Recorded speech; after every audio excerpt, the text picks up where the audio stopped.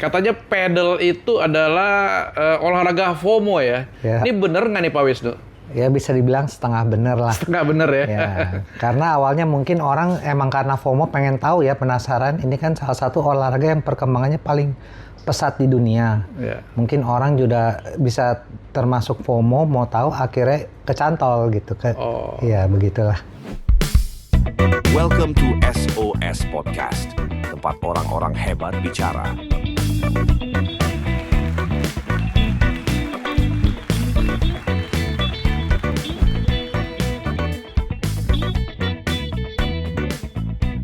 Welcome to SOS Podcast, Synergy Open Talk Session, tempat orang-orang hebat bicara. Hari ini kita kedatangan Pak Wisnu Sanjaya, ketua dari iPON. iPON ini sekarang anggotanya sudah 130 ya Pak ya, 130 pemilik dari lapangan pedal ya. Sebagai ketua iPON ya, sebenarnya apa sih yang Bapak harapkan Pak?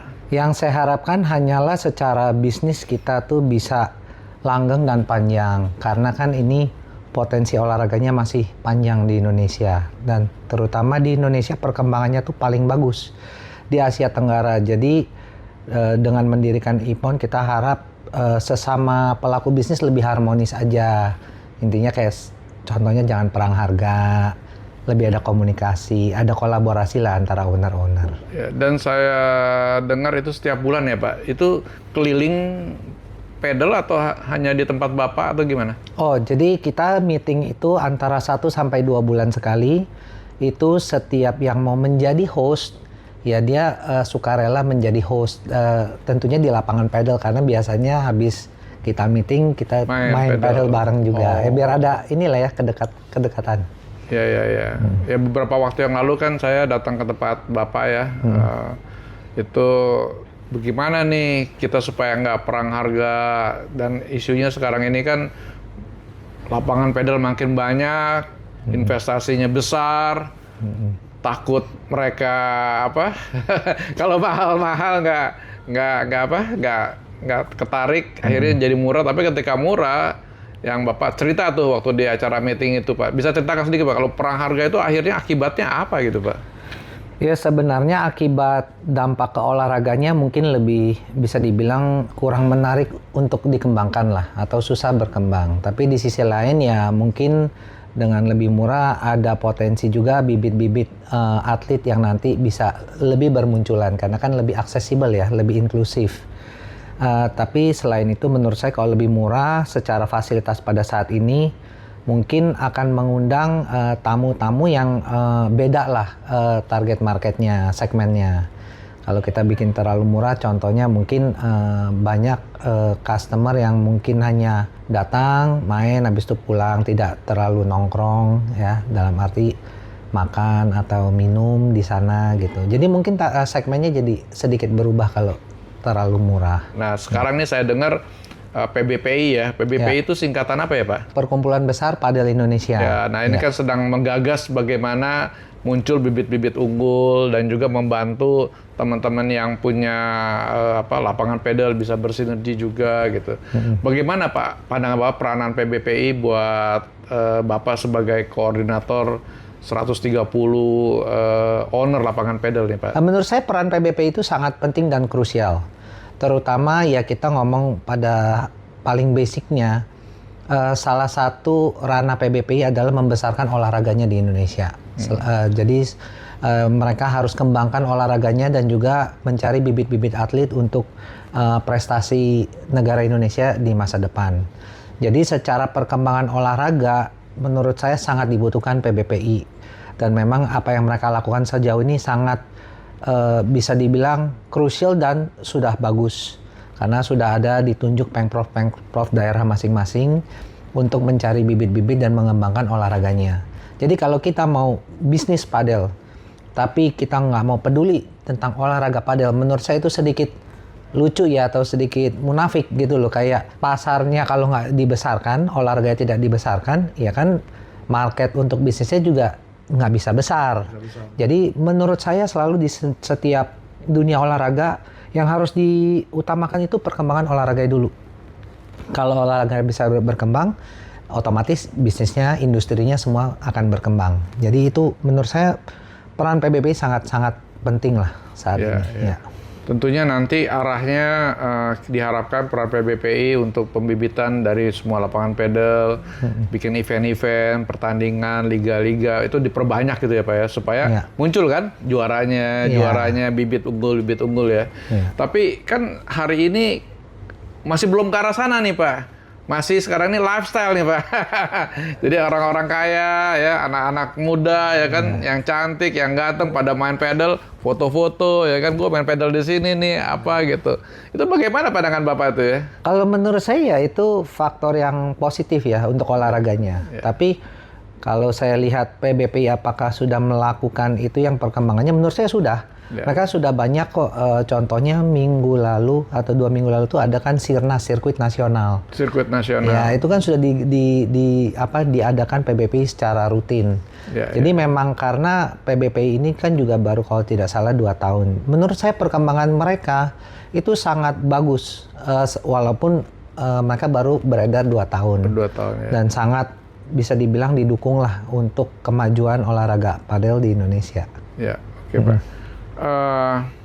Kan kalau kita lihat nih, kita balik ya Pak, ini kalau PBPI memang tidak diragukan sudah arahnya ke sana ya.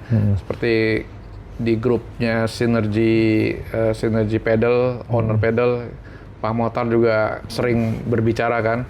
Yuk kita dukung bagaimana kita memunculkan atlet-atlet bibit-bibit yang terbaik untuk dididik untuk bisa ikut pertandingan internasional. Goals-nya sudah jelas ya kan.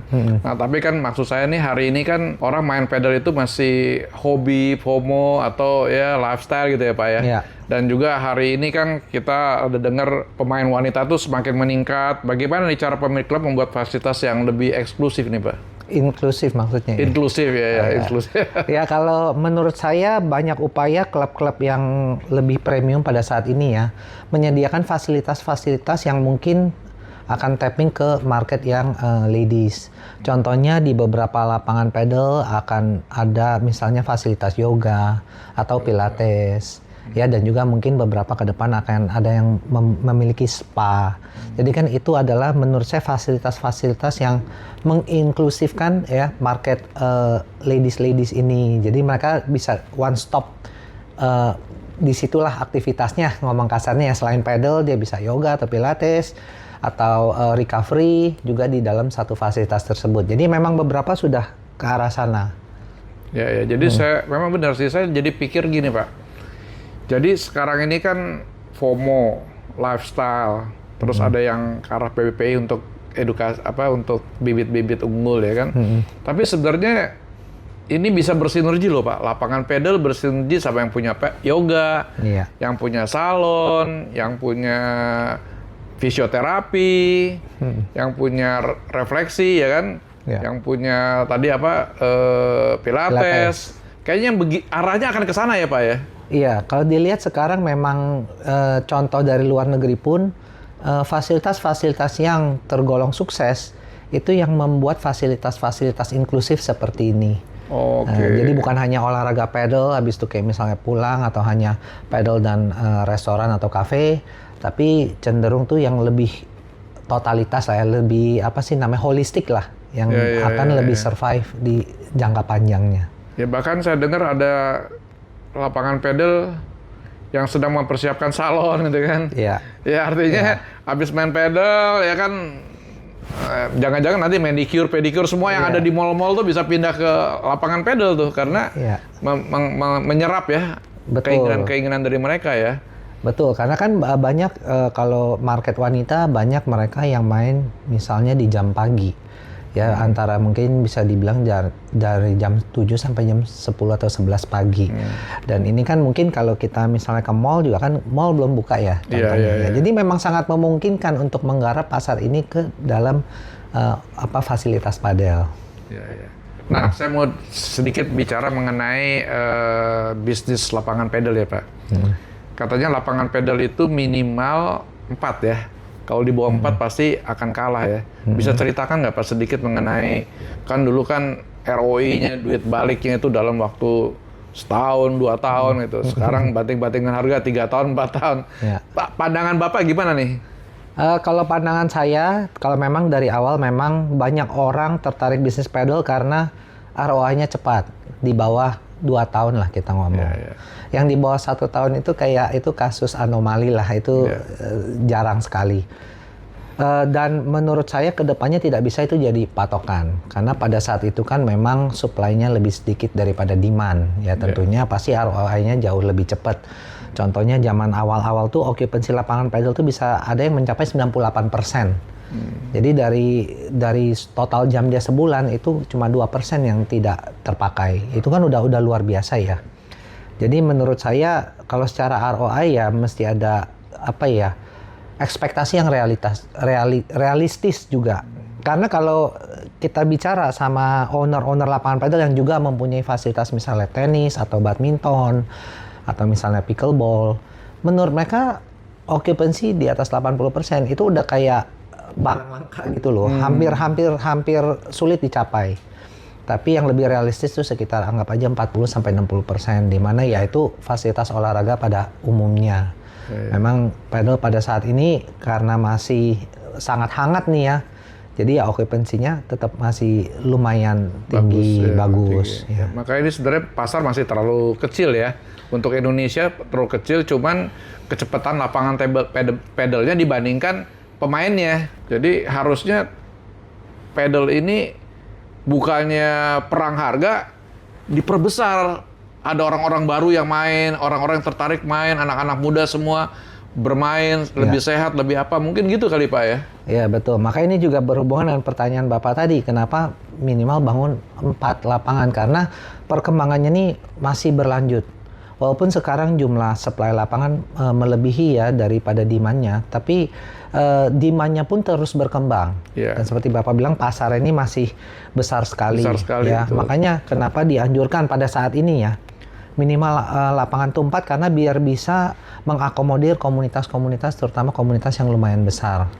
Karena kalau kita anggap 4 lapangan, kita kali 6 orang itu 24 orang saja. 24 orang. Ya, sekali main. Jadi biasa komunitas-komunitas besar tuh bisa minimal 20 sampai mungkin 40-50 orang sekali main pun bisa. Jadi sebenarnya tujuannya lebih ke sana. Tapi nggak menutup kemungkinan ya yang 2 lapangan juga bisa sukses juga. Ya baik lagi semua kan tergantung segmen tergantung pembuatan lokasi. Maksudnya fasilitasnya seperti apa, kualitasnya dan lain-lain ya, dan lokasi tentunya. Saya selalu merasa industri olahraga ini sebenarnya bukan industri yang transaksional, bukan jual beli, tapi industri service. Contoh dari luar negeri pun lapangan yang survive itu mayoritas tuh lapangan yang antara bikinnya sangat premium, yaitu yang service oriented, atau mungkin yang sangat sederhana aja, yang bisa dibilang ya sorry tidak ada servisnya. Malah di beberapa lapangan di luar negeri itu tidak ada orang, kita main booking online ya, semua udah serba otomatis, nggak ada interaksi sama orang sama sekali tuh. Nah itu contohnya. Pedal tuh bisa seperti kayak golf kan? Iya. Tempat engagement bisnis kan? Kalau menurut saya memang dunia pedal tuh sudah mirip dunia golf, karena contohnya kalau kita main golf, satu flight atau satu kali main tuh biasanya kita cari 4 orang, itu disebut satu flight. Kalau di pedal juga mirip, karena satu kali kita main satu lapangan tuh minimal 4 orang, jadi sama mirip golf dan sama-sama sosial, dalam arti setelah kita main golf kan setelah main biasa makan, ngobrol, nongkrong dulu, karena kan ya sudah setengah hari main golf, udah misalnya meeting dibawa ke lapangan golf. Itu sebenarnya sudah terjadi di dunia pedal, makanya banyak pangsa pasar golf pun termakan ke dunia pedal. Saya kebetulan tahu karena saya juga ada bisnis di golf ya. Saya lumayan lama di dunia golf dan saya juga distribusikan alat-alat golf. Jadi memang pasar golf tuh pada saat ini lagi kemakan dengan pasar pedal. Yes, gitu. Jadi sebenarnya udah ini nih, apa sih namanya? Terserap ya. Apa yang Bapak harapkan dari pengelolaan iPhone ini, Pak? Sehingga iPhone kan Bapak berharap lebih besar.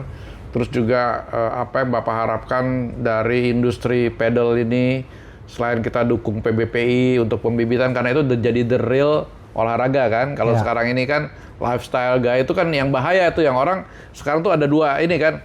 Wah, pedal itu lifestyle gitu. Yang itu kita mesti rubah kan Pak, dari lifestyle menjadi the real olahraga. Coba kita dulu ada tenis. Tenis dari zaman nenek moyang sampai hari ini ada kan Pak? Karena itu jadi the real olahraga. Ya, harapan saya dengan mendirikan IPON itu adalah mungkin kebersamaan untuk memajukan industri pedalnya. Dan juga jangan lupa juga untuk berupaya untuk membesarkan olahraganya.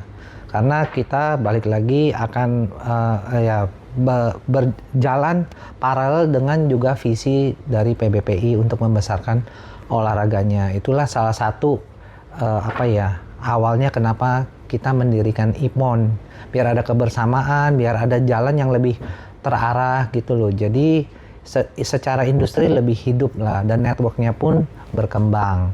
Dan secara olahraga betul seperti Bapak bilang ya, saya berharapnya akan jadi olahraga yang diakui, dan banyak di dunia pedal ini, di seluruh dunia kita juga lagi mau nge-push supaya olahraga pedal itu masuk sebagai salah satu cabur di Olimpiade.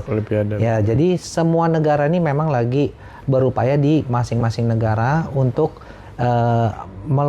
melokalize pedal ini sebagai olahraga yang diakui lah. Kayak di Indonesia PBPI pun kan sudah juga ada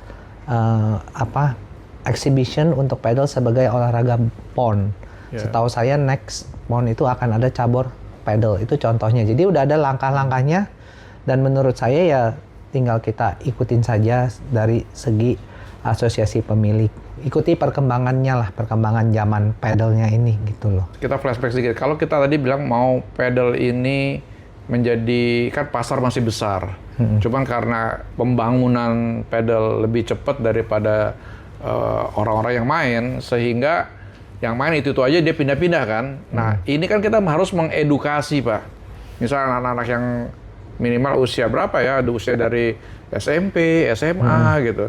Sedangkan saya denger nih ya, tanda kutip ya, owner lapangan pedal nggak mau gitu mengedukasi anak-anak muda, ada sekolah, ada akademi, ada, karena kos pelatihnya atau gimana mahal atau bagaimana ya Pak? Harusnya kan itu harusnya firm nih PBPI karena memang pembibitan harusnya PBPI nggak tahu ya, bukan mewajibkan ya, menghimbau kan semua lapangan pedal harus punya minimal akademi, akademi yang mengajarkan anak-anak SMP, SMA untuk lapangan pedal. Bagaimana nih pendapat ini, Pak? Kalau di kita justru ini sudah sejalan dengan yang kita akan jalanin di IPON. Jadi IPON ini sekarang lagi planning untuk mengadakan pembibitan untuk junior. Yaitu fasilitas-fasilitas ini akan menyediakan tempat untuk misalnya anak-anak junior mengadopsi olahraga pedal sebagai misalnya ekstrakurikulum sekolah atau hanya sebagai rekreasi hobi mereka. Dan kita pun lagi sekarang merencanakan untuk mengadakan kompetisi untuk khusus junior. Biar ada interestnya. Tapi kan itu dari segi kita IPON ya, yang kita berharap dengan ini pun bisa mendukung perkembangan olahraganya dan juga mendukung visinya PBPI. Dan ini memang sudah berjalan, ya? sudah berjalan malah ya. Ini lagi berjalan. Dan rencana kita paling cepat mungkin semester kedua tahun ini akan mulai diimplementasikan di Indonesia. Mungkin bergerak dari Jabodetabek dulu, karena kan pada saat ini ya jumlah pemain yang paling banyak ya memang di Jabodetabek. Jadi case ini akan kita duplikatkan ke kota-kota lain. Kota-kota besar yang besar kan. Jakarta, Surabaya, betul. Makassar. Bali, untuk di pedal tuh Bali itu besar. Bali itu uangnya yang gede, tapi pengembangan edukasinya mungkin kurang. Karena banyak yang main katanya untungnya gede karena yang main bule-bule, harganya bagus. Enggak juga ya? Enggak juga. Pada saat ini sudah banyak warga lokal yang main pedal juga. Jadi ya itu tinggal kita kerahkan lagi aja. Tapi intinya dari owner-owner ini pun balik lagi ya. Karena kita pun satu visi, kita mau kembangin olahraganya, makanya ada ide untuk membesarkan ranah junior ini. Karena itu kan masa depan bibit-bibit bangsa nih, bibit-bibit olahraganya. Jadi makanya kita akan adakan ini. Bapak ingin sampaikan apa nih ke teman-teman yang mau buka usaha pedal, terus yang sudah buka harus bikin akademi atau apa, whatever lah. Bapak silakan Pak. Kalau pesan saya mungkin jangan mengkapitalismekan olahraga pedal hanya karena momentumnya saja. Ini ada potensi yang bagus untuk ya bisa dibilang ekonomi Indonesia. Karena di Indonesia sendiri perkembangannya sudah tidak dipungkiri ya, udah yang terbesar di Asia Tenggara dalam waktu kurang dari 2 tahun. Jadi kalau memang kita mau sama-sama mendapatkan keuntungan dari situ, ya kita juga harus mengerti, kita harus kembangin olahraganya juga. Tanpa olahraganya ya ngomong kasarnya nih, kalau oksigennya nggak ada ya kitanya juga nggak bisa survive. Ya olahraganya menurut saya itu adalah oksigennya. Ya, kita harus kembangin olahraganya biar kita semua juga bisa lebih makmur dan harmonis di dunia industri padel untuk orang-orang yang mau bisnis padel. Dan menurut saya jangan terlalu mendengarkan kasus-kasus di mana BEP 2 tahun atau apa ya. Kita main jangka panjang aja karena olahraga ini ambilnya tuh jangka panjang. Kita bukan mau menjadi FOMO seperti Bapak bilang, mau menjadi olahraga. Jadi nafasnya di Indonesia masih sangat panjang. Ya, besar. Ya, besar. Kalau menurut saya pribadi dan saya ngobrol sama pakar-pakar di Spanyol, di Indonesia minimal nanti ada minimal 8.000 lapangan. Bukan 8.000 fasilitas ya, tapi 8.000 lapangan padel. Lapangan, bukan court ya, tapi... Court, justru. Courtnya 8.000? Ya, bukan fasilitas ya. Jadi kalau satu fasilitas ada 4 court, berarti itu 4 lapangan. 4 lapangan. Jadi minimal Indonesia itu bisa mencapai 8.000 lapangan. 800. Dan itu masih lumayan jauh jalannya. Karena populasi kita cukup besar, secara geografis kita juga sangat luas. Indonesia tuh negara yang kaya manusia dan juga kaya dengan area geografis. Jadi itu potensinya sangat besar untuk dunia padel. Hanya dari awal ya kita mesti kelola bareng-bareng. Dan ingat kalau sukses itu tidak bisa sendiri, harus bareng-bareng. Ya, harus bersinergi ya. Harus bersinergi. Oke, terima kasih Pak Wisnu untuk waktunya. Pak Wisnu, ini ada kenang-kenangan dari sponsor kita, dari Amasis dan Bellucci. Ya. Kunci. Ya, terima kasih ya.